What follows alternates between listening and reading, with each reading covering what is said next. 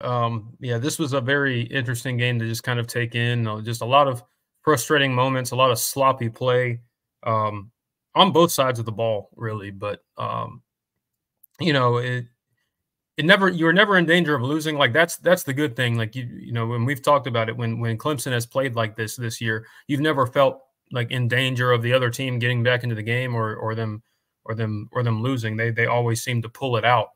Um, and that's a very stark difference from last year. But man, I'm still kind of I still have some questions as far as like some of the decision making, some of the execution on in key moments in this game that were just kind of lacking. But at the end of the day, you still won by 3 scores, put up over 500 yards of offense for the what is this, like the third straight week.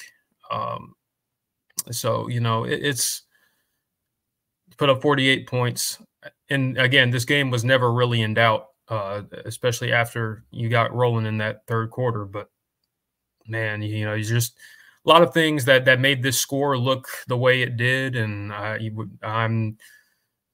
I think we should definitely have some conversations about things, moving forward as far as like what this team needs to improve on and what things to expect, from this group. Because again, this is one of the easier games left on this final stretch, and so you're going to need to be able to kind of put some things together, and this kind of performance wasn't necessarily what you had in mind. I think I predicted 42-17, and I was looking pretty good. About 5 minutes left in the fourth quarter. I was like, man, I pretty much nailed this. And then you put in the backups and you give up two touchdown drives, and make that score look a little bit different. But I think we should start just kind of we'll start with the first half. What kind of things did you see? Obviously 17-10 at the half. There were a lot of things that you saw that was just so frustrating because the game really shouldn't have been that close in the first half.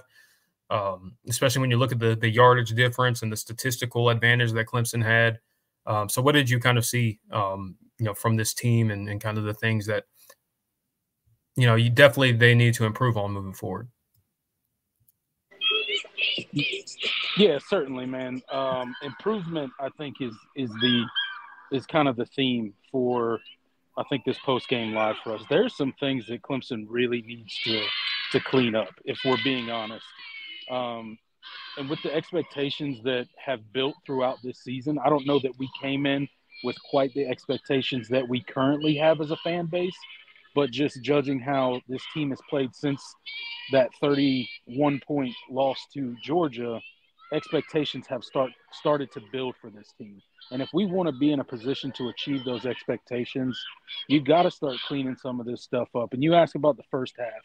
The first half for me, we started slow, first of all. I mean, the defense came out, got a 3-and-out, and that was good. And then the offense drives right down the field, gets in the red zone. Cade Klubnik misses an easy throw that he should have made, would have been a touchdown, turns a touchdown into having to settle for a field goal. I think in the first half there was some uncharacteristic just mental errors for the Tigers today.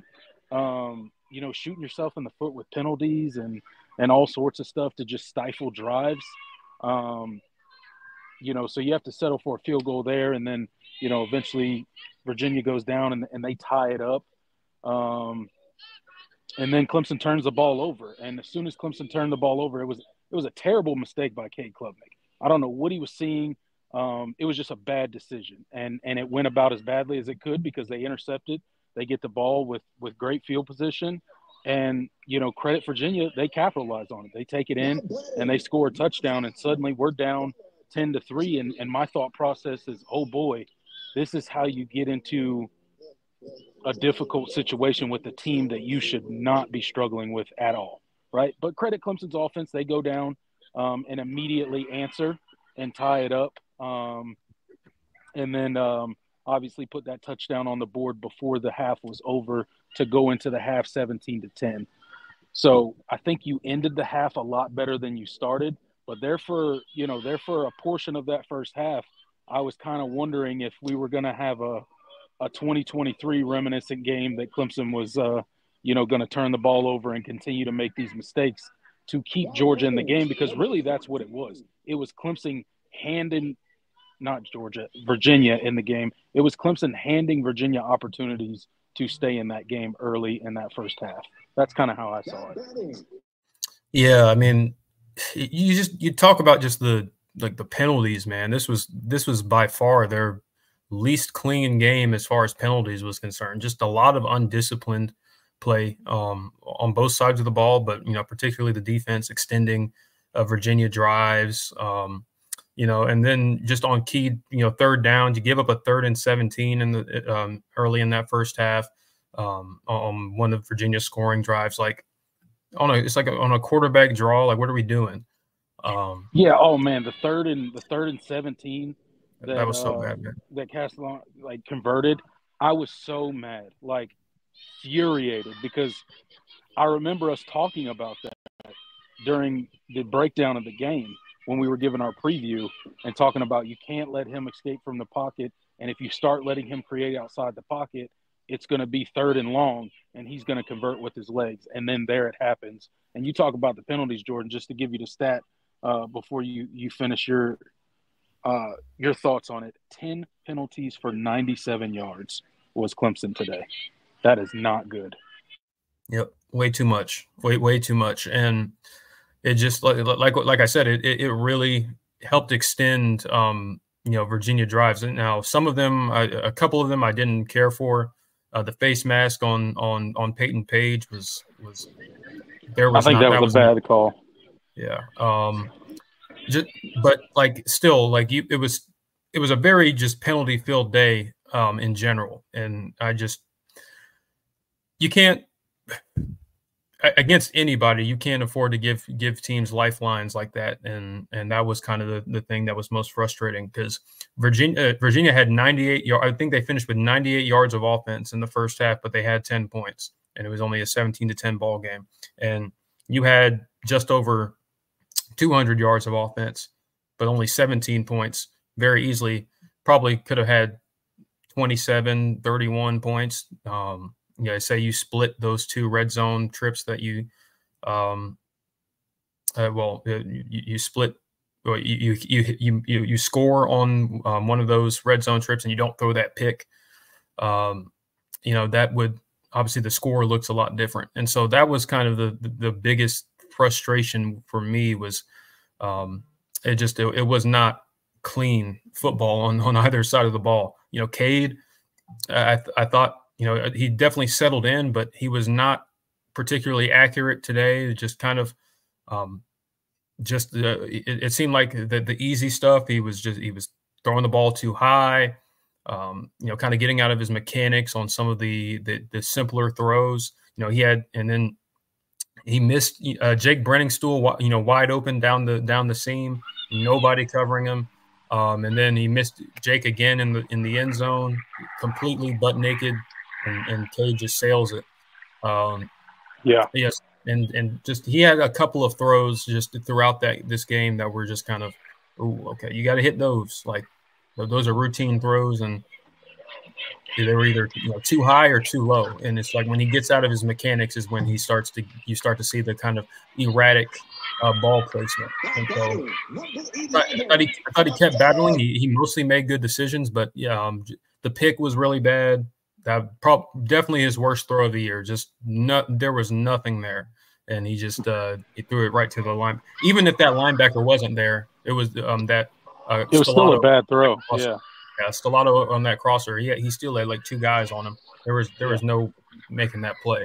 He needed to throw it out of bounds or try to get what he could. I mean, I don't think Troy could have been more not open on that play than he was. So I'm not really sure what Cade saw on that. And you talk about the throws, Jordan, and there were quite a few, far too many in this game, I think, of just give me throws that you have to make. You mentioned the ones to Brenningstool. How about that one to Olsen Pat Henry when he's streaking in the end zone? towards the That corner was of the nearly end an zone. incomplete pass. And yeah, and he, you know, he just puts it behind him. And luckily the corner wasn't in great position, because it would have been a pick in the end zone if he would have been in good position, because it was you're talking. Oh, you're talking about on the Reds. Was that? I think that was I think that was Josh Sapp. Oh, was that the Josh Sapp? Okay. Yeah, the one that he rolled out and he rolled out to the left and then threw it to him. But thankfully, the cornerback wasn't in good position, because it would have been a pick six in the end zone, or not a pick six, but a pick in the end zone, and the ball would have been going the other way. And then I could think of one to Troy Stellato across the middle on a third down, where he threw the ball just far too low. It was a complete pass, but we didn't get to convert that third down.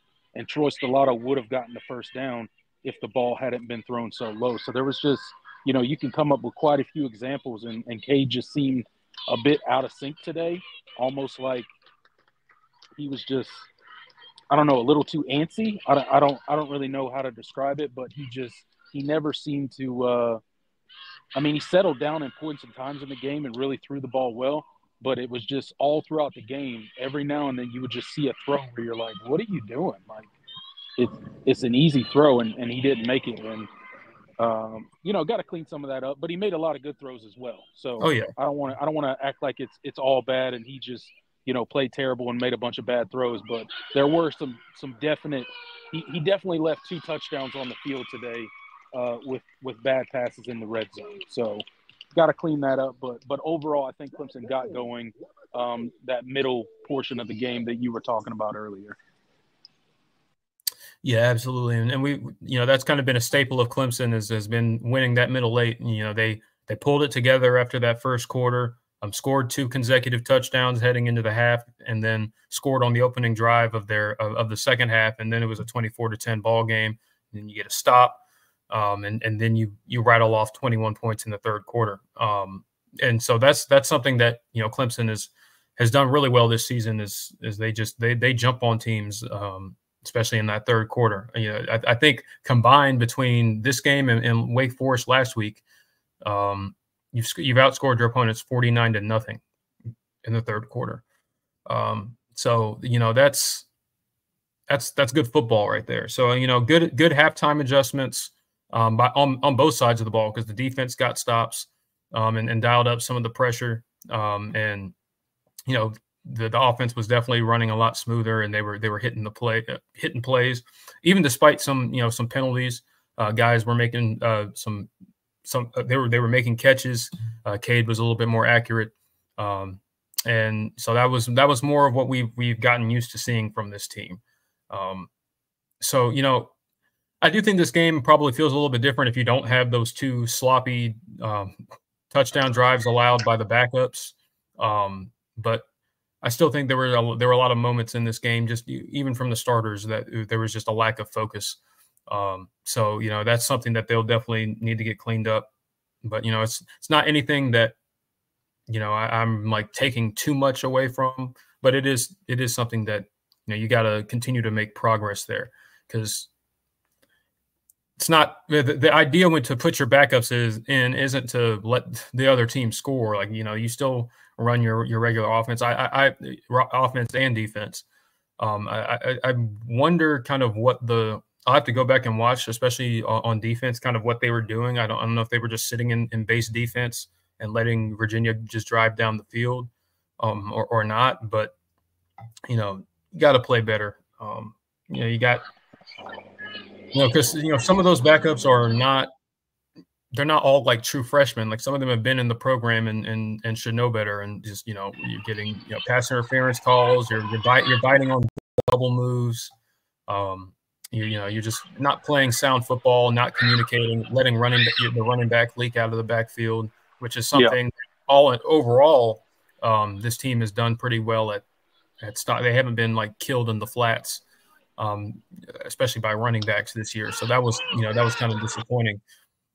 So just continuing to see this group grow, because I felt like especially the second string, they took a step back after I thought they took a step forward in getting stops last week. So I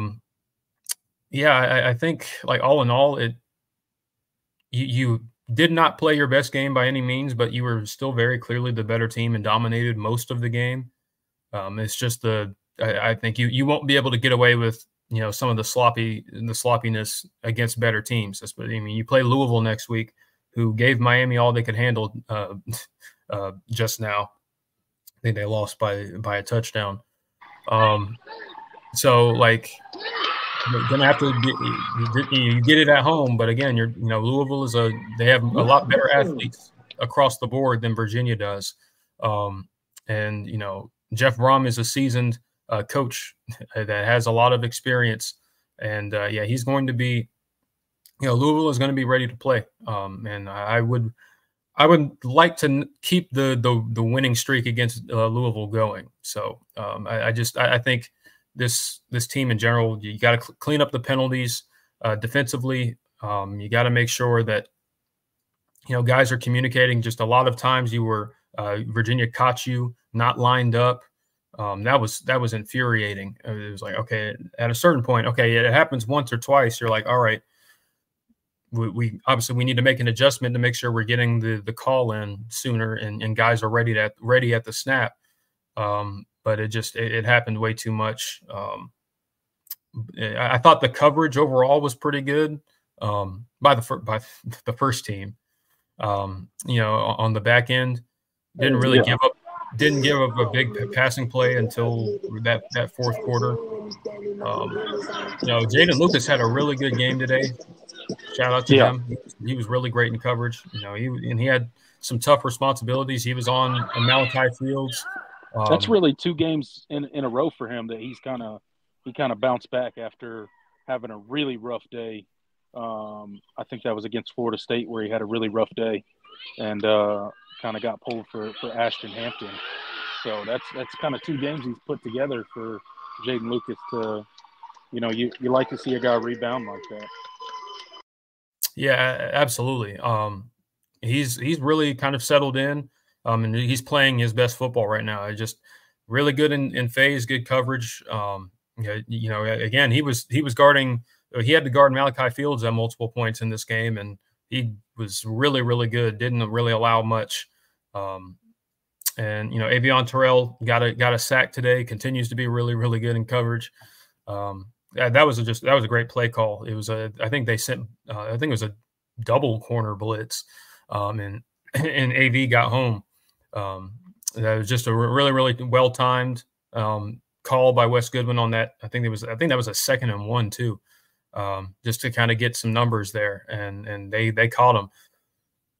And that's my thing. It's like this defense has moments of brilliance. I think Wes at moments has moments of just when he's in his bag, and then sometimes they kind of play a little bit complacent, a little bit passive, and that's how you get that's how you allow some 3rd and 17s and some sloppy penalties because it seems like that motor is not consistently there with this group, and that's something that you need to be able to get that throughout an entire game and not just in spurts when you need it. You want this defense to play a complete, more complete because they have the talent. I don't think that's a question. They're a really, really talented group and they have some really, really good playmakers. But it's just, the consistency in the motor has just not been there. And that's how you get those sloppy plays that extend Virginia drives and how you give up big plays in the fourth quarter. So now batting, number 14. I think that's really the biggest thing with this group. Yeah, absolutely, man. And we gave this defense and the team overall so much credit last week for the complete game that they truly played and just finishing, right? Especially in that fourth quarter, just finishing. And we've seen a couple times this season where the twos, particularly on defense, come in and, there's just kind of a lull there. Sometimes it looks like a lack of effort at times. Sometimes it's just not executing what they're being asked to go out there and execute. And today with those 2 big, blown coverages for Virginia in that fourth quarter that just it's frustrating to watch stuff like that. And it's happened on several different occasions this season, and I think it's something that obviously the coaching staff is aware of, and obviously it's something that they're working on.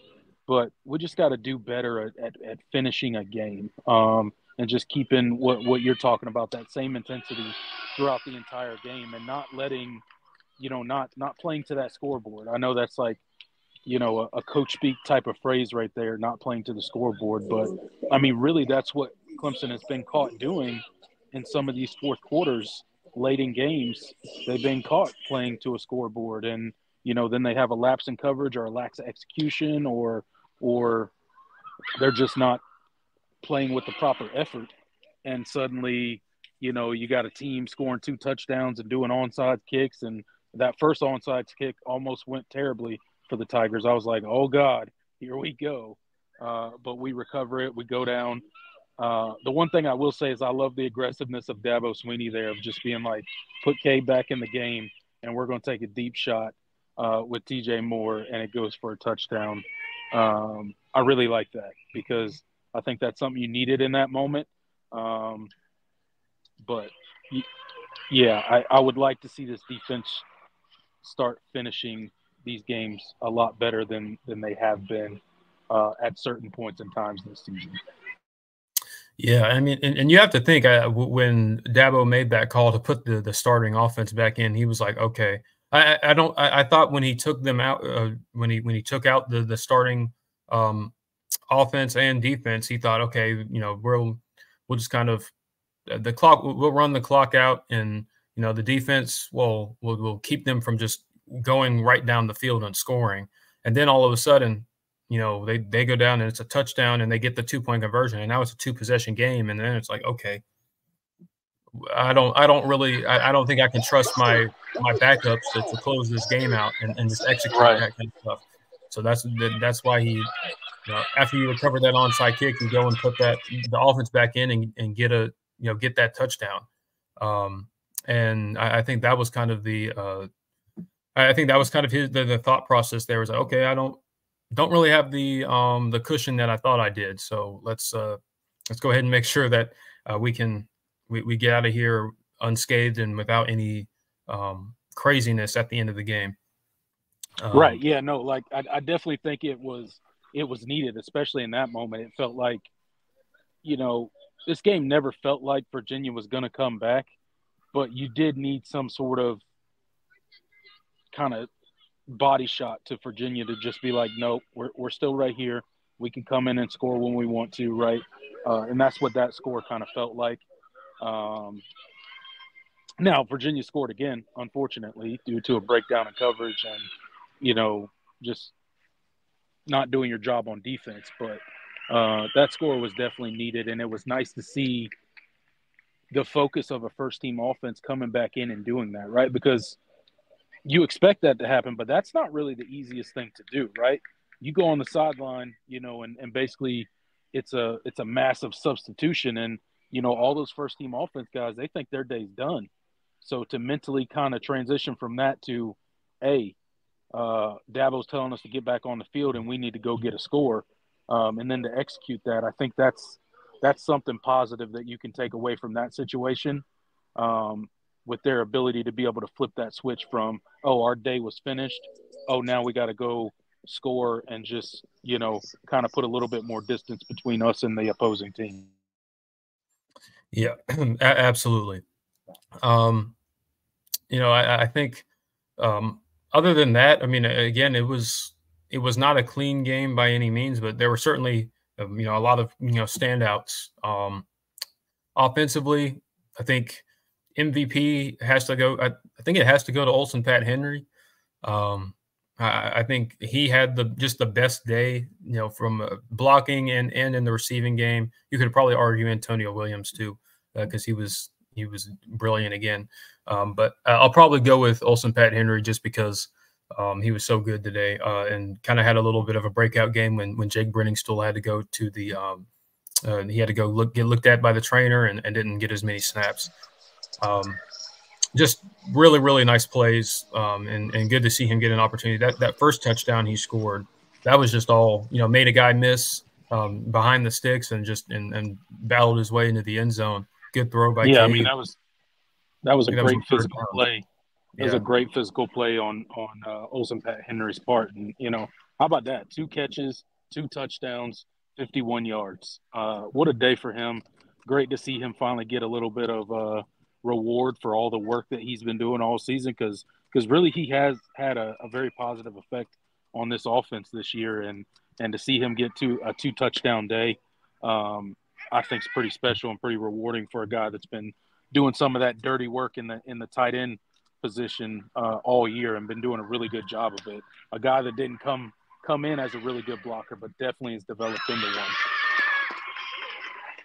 Yeah, absolutely. And he's only going to continue to get better, and that's exciting.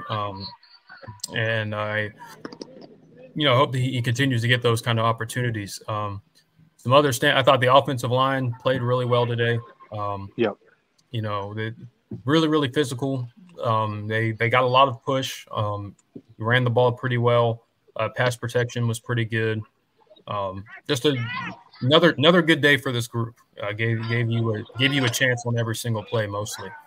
Yeah, absolutely. So I'm been really pleased with how that group has played and how they've continued to play. They're going to be, and they're going to continue to grow as well. This is just a really, at least your starters are a really, really cohesive unit right now and playing at a high level.